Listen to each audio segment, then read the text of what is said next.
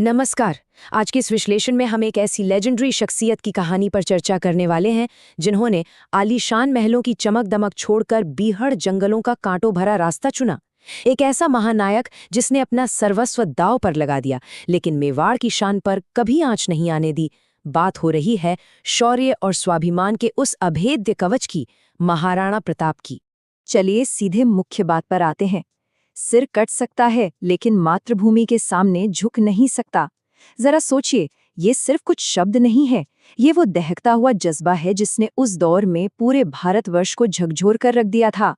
ये कोट हमें सीधे उस सर्वोच्च बलिदान की गहराई तक ले जाता है और उन भावनाओं को समझाता है जिनके लिए उन्होंने अपना पूरा जीवन दांव पर लगा दिया था।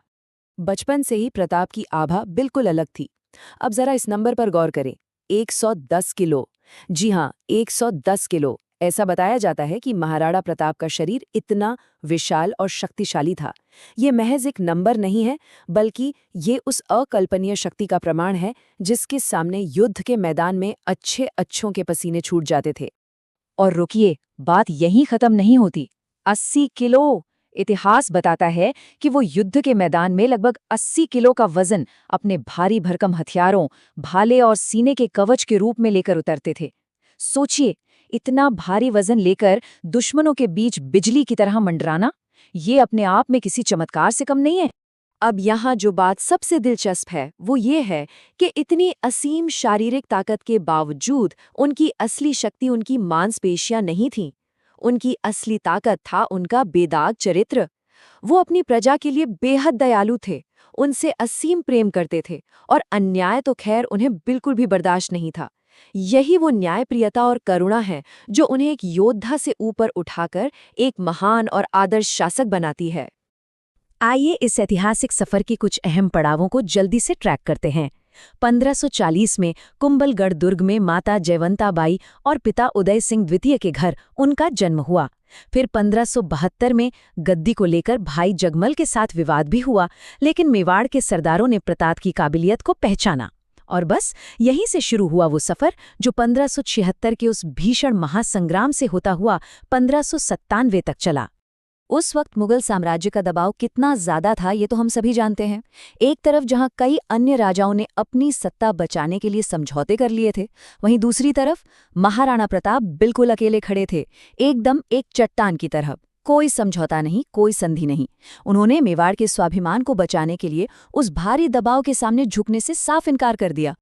और उनके इस फौलादी इरादे को इस एक बात से समझा जा सकता है, मेवाड़ का स्वाभिमान किसी कीमत पर नहीं बिकेगा। ये कोई मामूली इनकार नहीं था, ये एक सीधी ललकार थी। उन्होंने साफ कर दिया कि स्वतंत्रता और मातृभूमि का गौरव किसी भी राजनीतिक सौदेबाजी से बहुत ऊपर है। और इसी अटल फैसले ने उस ऐतिहासिक महासंग्राम की जमीन तैयार कर दी। 18 जून 1576, हल्दी घाटी का युद्ध।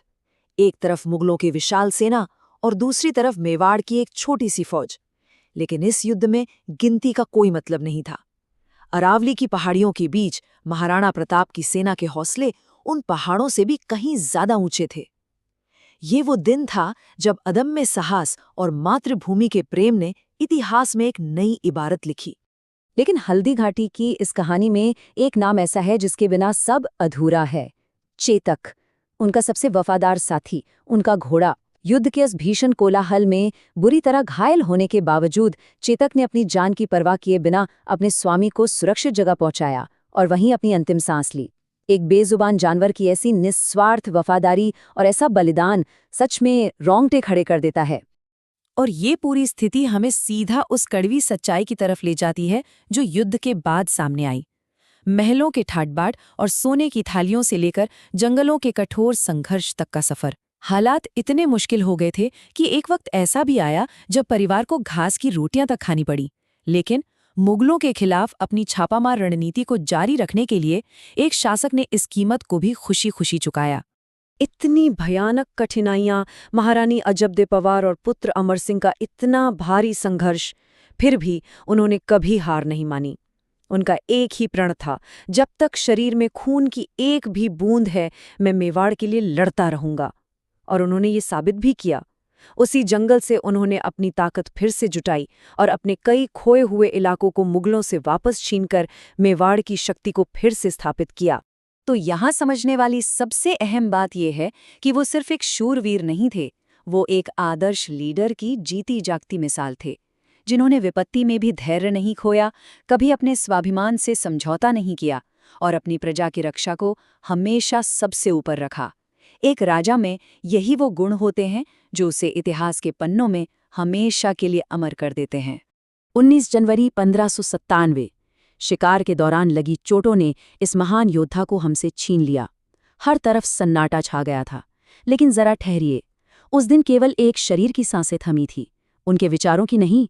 उनका वो असीम साहस, वो त्याग और वो अडिग स्वाभिमान सदा के लिए अमर हो गया।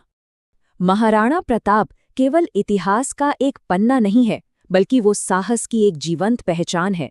और इसीलिए अंत में ये सवाल जहन में आना लाजमी है, आज की इस आधुनिक दुनिया में अपने सिद्धांतों, अपनी जड़ों और अपने स्वाभिमान पर टिके रहने का असल मतलब क्या है? जब झुक जाना या समझौता कर लेना सबसे आसान विकल्प लगे, तब अपनी स्वतंत्रता और अपने गौरव के लिए अंतिम कीमत चुकाने का वो साहस कहाँ से आता है? ये गहराई से सोचने वाली बात है ना?